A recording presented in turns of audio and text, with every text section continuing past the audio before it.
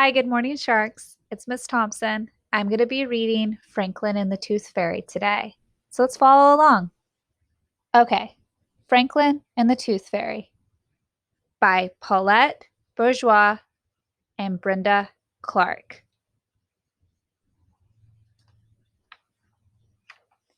Franklin and the Tooth Fairy. Franklin could count by twos and tie his shoes. He had lots of good friends, and one of his best friends, named Bear. Franklin and Bear were the same age. They lived in the same neighborhood. They liked the same games.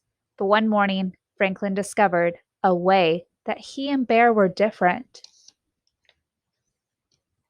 Waiting for the school bus, Bear put his paw in his mouth, wiggled a tooth back and forth. It jiggled and wiggled, and then, with a tug, it came out. "Look at this," said Bear. "I lost my first tooth." Franklin was startled. There was even a little blood on the tooth. "That's terrible. How are you going to tell your mother?" Bear laughed. "My teeth are supposed to fall out," said Bear. "It makes room for my grown-up teeth." Franklin ran his tongue around his gums.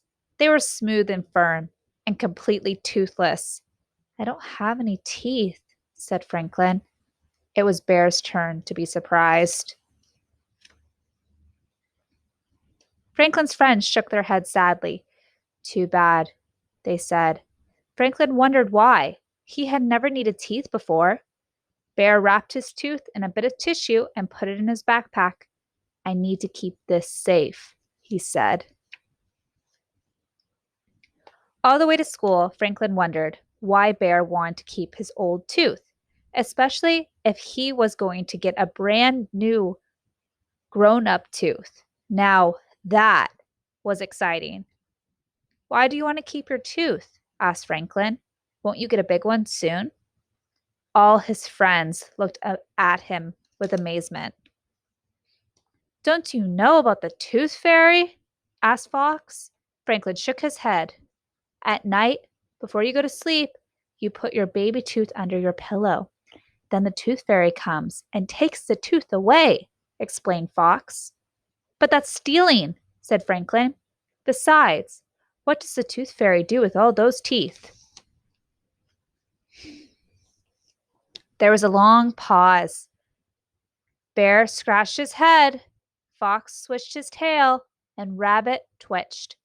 "I don't know," said Bear, "but she always leaves something behind." "One of her own teeth?" asked Franklin.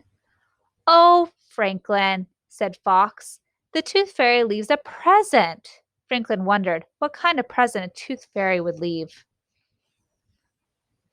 "I hope I get some money," said Bear. "When I lost my first tooth, I got a new book," said Raccoon. "I got crayons," Fox said. Franklin rubbed his gums. He wished he had a tooth to leave for the Tooth Fairy. He wanted a present, too. Bear showed his tooth to Mr. Owl as soon as he got to school. Mr. Owl was very excited. "Losing your baby teeth means you are growing up," he said. Franklin did not say anything. He had no teeth, but he wanted to feel grown up, too. Franklin was quiet for the rest of the day.